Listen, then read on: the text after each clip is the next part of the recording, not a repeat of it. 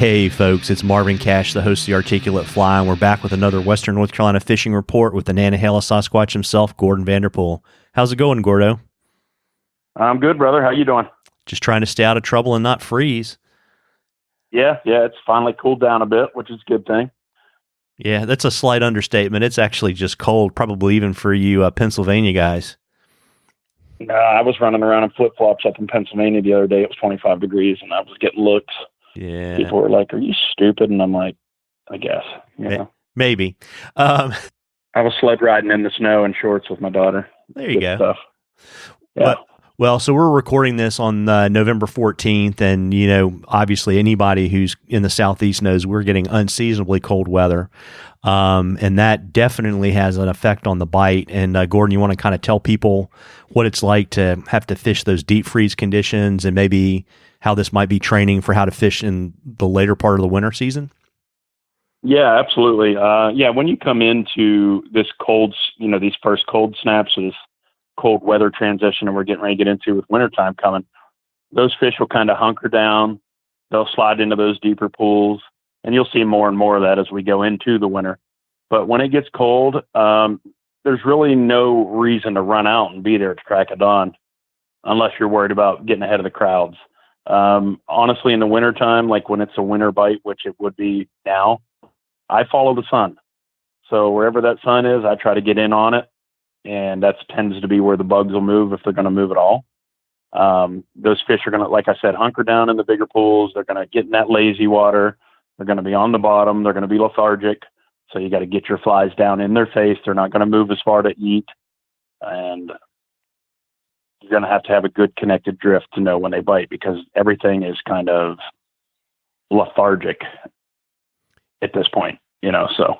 Got it. And how, you know, be on it. Yeah. And obviously about getting down and having a good drift and the fish not being super active, how does that impact your fly selection? Do you go natural, or do you have to go big to make them think it's worth the trouble to move? I try all of it. The worth its trouble to move, idea works. Like, they're like, "Hey, I'm not going to move unless it's a meal worth moving for." Sometimes they're in that mood. Sometimes they're just in the mood for the little niblets, and they want tiny, and they're super lazy, and they won't take anything big, nothing aggressive. And it's just kind of one of those things. You really just kind of play the game. Eggs, squirmies are always good in the winter, rainbow warriors, surveyors, flies like that have been awesome winter patterns for me for a lot of years. So it just kind of a transition. You got to play the game, and you got to kind of go through the process and see what they're wanting. Got it. And, obviously when it's cold like that, you have a much smaller window to put your fly because the fish aren't going to move. What are some tricks you can do to kind of give yourself more bites of the apple so you don't lose out? You got a narrow fishing window. The fish are kind of lethargic, but you don't want to spook them or put them down. Any tips on that? Yeah, like when I get in there in the wintertime and, maybe say a just straight dead drift is not working. I'm putting these flies right in their face, and they're not moving. They're not opening their mouth for it. So I kind of get dynamic on them, and I'll start jigging my flies and add some movement to them. Sometimes just adding movement alone can trigger a reflex bite from a trout, especially when they're lazy. So jigging flies, that'll be one little project for you guys to work on this week. Just go out and jig those flies a little bit and see if it helps you.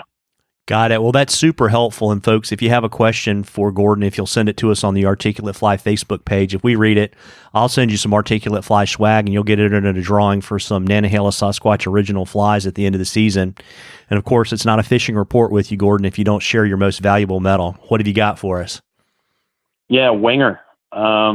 She's only 17, I think it's called. Yeah, there you go. That's the other day. Yeah, that's old school hair medal right there. Yeah, that's way back. That's good stuff. Well, listen, before I let you hop, why don't you let folks know where they can find you so they can fish with you?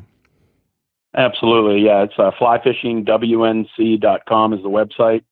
On Instagram, Turning Stones Fly Fishing, Facebook, same. Just reach out, and we'll get you taken care of. Well, that's great. And folks, if you haven't had a chance, please check out our mobile apps. All you have to do is search the Articulate Fly in the Apple Store or the Android store of your choice.